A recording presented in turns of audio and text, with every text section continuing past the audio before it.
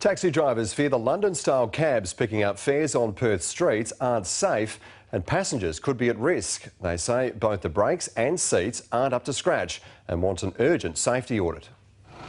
The London cab was meant to be the silver bullet which would help clean up Perth's taxi industry. A 4-year trial which started late last year. Manufactured in China, they can seat 5 passengers, space for 5 small suitcases and offers free Wi-Fi.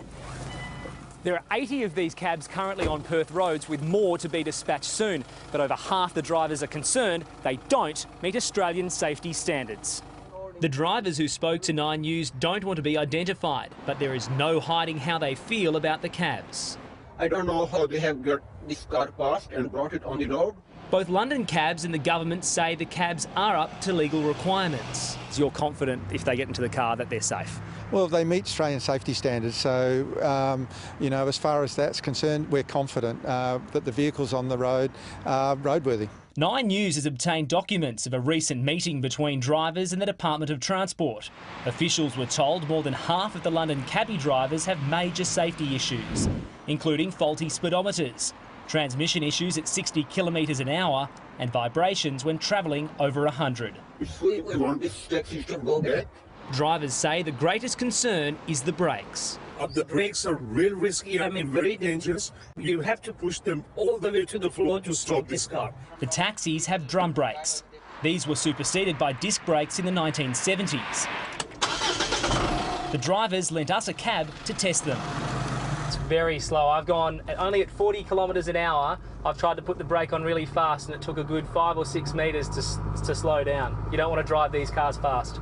I am not 100% that I can stop in a particular distance. Even though they do meet the standards, we understand that the marketplace would like to see better brakes in the vehicles. So we are, in fact, embarking on a program to improve the braking system in the London taxis. Cabbies say the driver's seat is a torture chair. Things like you cannot increase the legroom inside the car, and there's no room to make any flexibility in the seat of the back. While there are no airbags in the back for passengers.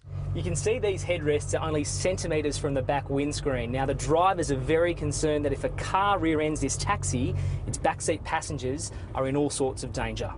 Last year, the RAC also questioned whether these taxis meet the strict ANCAP safety ratings used to test cars sold in Australia.